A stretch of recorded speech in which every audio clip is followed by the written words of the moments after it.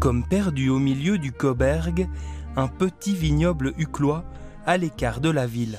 De boire ou de manger le fruit de son travail, c'est une grande satisfaction. Et puis de se dire qu'on fait du vin à Bruxelles, c'est quand même c'est pas mal, quoi. Un vin des amis produit par ces passionnés avec une cuvée 2025 qui s'annonce prometteuse à l'heure des vendanges. Il reste encore ici des plants là à faire, Régent là, tout ça, toute cette rangée là en fait. Des vendanges particulièrement précoces cette année, jamais la récolte n'avait eu lieu si tôt. Dans le sud de la France, au Portugal, en Espagne, en Italie, tout est en avance, quoi. C'est vraiment particulier, quoi, exceptionnel pour cette année. Au cœur des vignes, immersion dans les vendanges en cette année exceptionnelle. Ça va? C'était pour venir? Salut Gérard. Ça va? Oui, salut, très bien. Ça va? Alors on va remplir tout ça aujourd'hui. Oui, il y a. Aujourd'hui, on a. Donc tu vois, hier, c'est ce qu'on a fait là. Tu vois le Léon Millot là. Oui. Et aujourd'hui, on va faire le Régent. Voilà. Oui. Donc en gros, il y a 3 rangées à faire. Gérard a repris ce vignoble il y a 3 ans. Et chaque année, ses proches mettent la main à la pâte. On est prêt. Vous partez du haut et puis vous descendez, quoi. Mais vous mettez face à face chacun du. D'accord. Parce que je vous montrerai tout à l'heure, vous avez oublié des raisins là sur le. C'est vrai. Ouais. Parce que quand on reste du même côté, avec le feuillage, parfois on voit pas trop. Ah oui, mais c'est pas une mauvaise idée ça, de se mettre chacun face à face, puis comme ça on peut parler. Ah oui. Aussi. Et puis les gestes s'enchaînent pour couper les grappes une à une.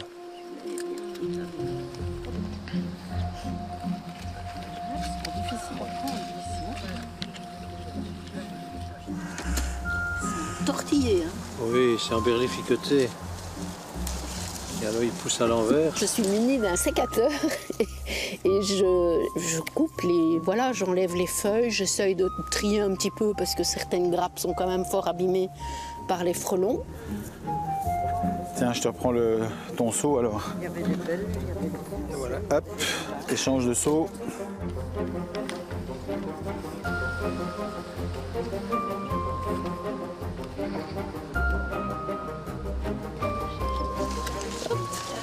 Ils s'accrochent dans le fil là, parfois. Magnifique grappe. Ils sont belles, hein. Ouais. Voilà.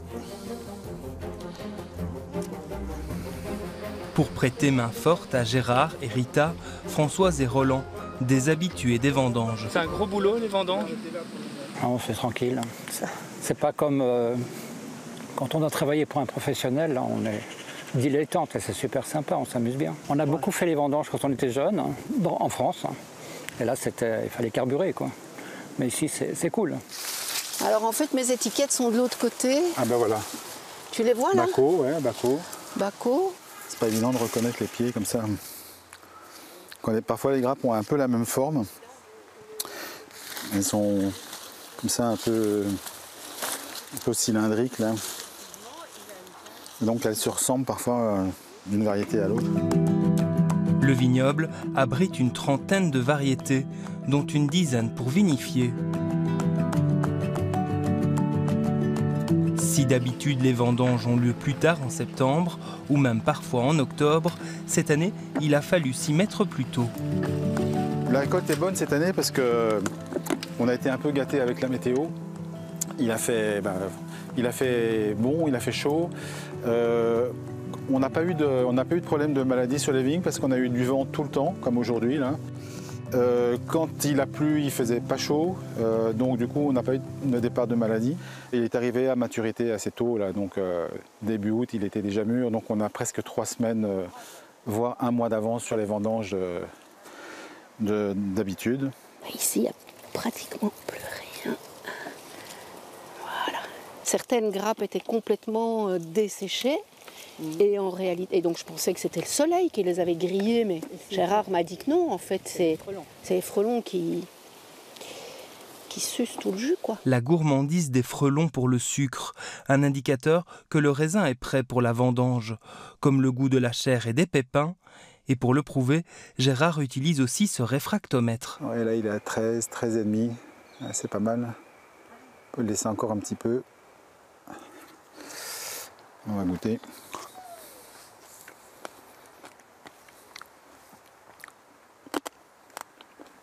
Les pépins, ouais.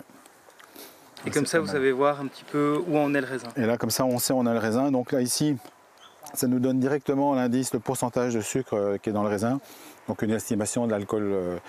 Donc ici, on va dire qu'on sera à peu près à 11-12 degrés, 11,5 on va dire, quoi.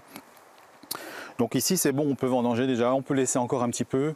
Il faut savoir qu'à partir du mois de septembre, bon, en Belgique, on ne va pas récupérer 2 degrés sur quelques semaines. On risque plus de perdre la récolte avec une bonne pluie ou une bonne grêle que de gagner 1 degré ou 1,5 degré. Tiens, regarde. Le résultat de la récolte. Donc ici, on a fait 3 caisses. Ça fait à peu près 50 kg de raisin. On va faire 20-25 litres. Ouais, pas plus parce que comme il n'a pas plu beaucoup, les raisins ne sont pas beaucoup gorgés d'eau, gorgés de jus. Donc ils sont bien sucrés. Mais en volume, il y aura plus en qualité qu'en volume, quoi. Donc ici, je vais marquer donc, alors, le 2 du 9. Voilà. Et donc on a fait 3 caisses. En viticulture, il faut tout marquer parce que sinon après on oublie tout. Là. Voilà, ici on a la référence. Donc par exemple, en 2022, on a vendangé le 4 du 10. Donc aujourd'hui, on est le 2, donc on a un mois d'avance. C'est ce qui est quand même beaucoup quoi, pour du raisin. Ah voilà le. Ah ben voilà Marc. Ah voilà. Marc de Brouwer, le fondateur du vignoble il y a une quinzaine d'années. Vous avez déjà bien vendangé? On a bien vendangé, oui. On a fait tout ce qui était blanc, Solaris, Muscaris, Johanniter. Oui. Aussi le... Et hier, on a fait le Léon Milo. Le Baco? Le Baco, pas encore. Le Léon Milo. Ah non, il est là. Le Léon Milo, donc aujourd'hui, on va faire quoi. Il faut que je retrouve mes repères. Ouais. Et donc tu vois, j'ai mis des pièges là pour les frelons là. Parce que chez moi, il y en a à crever aussi avant. Je peux te dire que j'ai mis quelques pièges. Hein. Ils sont beaux, là. Genre. Tu vois, ils sont beaux, ouais. En tester un. C'est beau, c'est bien sucré. Hein. Tu parles. Ils ont rarement été aussi sucrés. Non, jamais. C'est une émotion particulière de voir ce vignoble que vous avez créé continuer à perdurer avec Gérard. Ah oui, bien sûr, parce que c'est son bébé. Hein, quand on l'a replanté ici en 2009, on est parti d'une prairie qui a été labourée, puis on l'a plantée, puis après, Gérard était déjà venu travailler, collaborer depuis quelques années, et donc quand il a dit « si tu t'en vas, moi je veux bien m'occuper du vignoble », j'ai dit « génial, on continue comme ça ». Voilà, ça c'est une grappe oubliée, tu vois, par les vendangeurs. On va repasser derrière. Il n'est pas hyper sucré, oui, mais ça toujours. Hein. Ouais. C'est la première fois qu'on arrive à maturité avec zéro traitement. Quoi. Donc, ça, c'est génial. Ça, c'est génial. Quoi. Voilà. Un vignoble en zone Natura 2000, un vrai défi à l'époque, dont certains pieds sont issus du premier vignoble de Marc, près du lycée français. À peu près la moitié des vignes ici sont des vignes qui ont été déplacées de l'ancien vignoble, ont donc parfois une quarantaine d'années. Et puis, il y en a d'autres qui sont ajoutées parce que le but ici du vignoble, c'était de montrer toutes les variétés qu'il y a moyen de cultiver en Belgique à une époque où très peu de gens le faisaient. Ah oui, ça c'était un des derniers que j'ai planté qui devait venir remplacer le Cabernet Blanc. Marc est aussi l'un des grands spécialistes de la vigne en Belgique. Alors, comment explique-t-il qu'il y ait si peu de vignobles à Bruxelles? C'est une question de terrain et de prix du foncier avant tout. Parce qu'au Moyen-Âge, à Bruxelles surtout, autour des années 1470, ça a été l'âge d'or de la viticulture. Ici à Uccle, qui était un petit village rural de rien du tout, on répertoriait 5 vignobles. À Forêt, juste à côté, mais là il y a l'abbaye de Forêt et les abbesses de Forêt possédaient de nombreux vignobles. Il faut savoir que Forêt nationale, c'était un ancien vignoble là à côté. Il y a une mais c'était censé du Rondeau, mais c'est du Solaris. Ah ouais.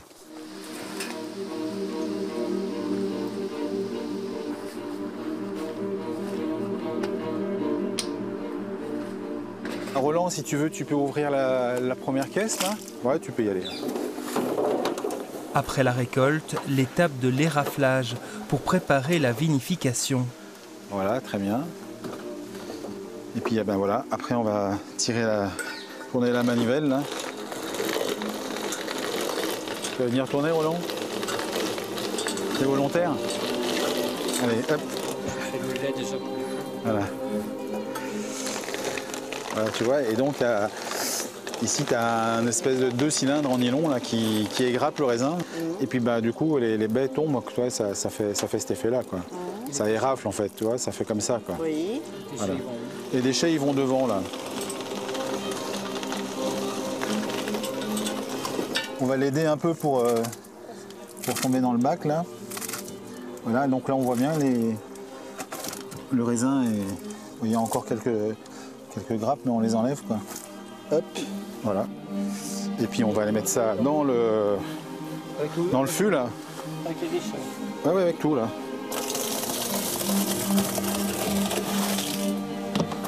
On met donc le mou, qu'on appelle, dans un fût, et donc on va faire ce qu'on appelle une phase de macération. Donc on va laisser le jus de raisin qui est blanc au départ prendre sa couleur avec les peaux et les pépins.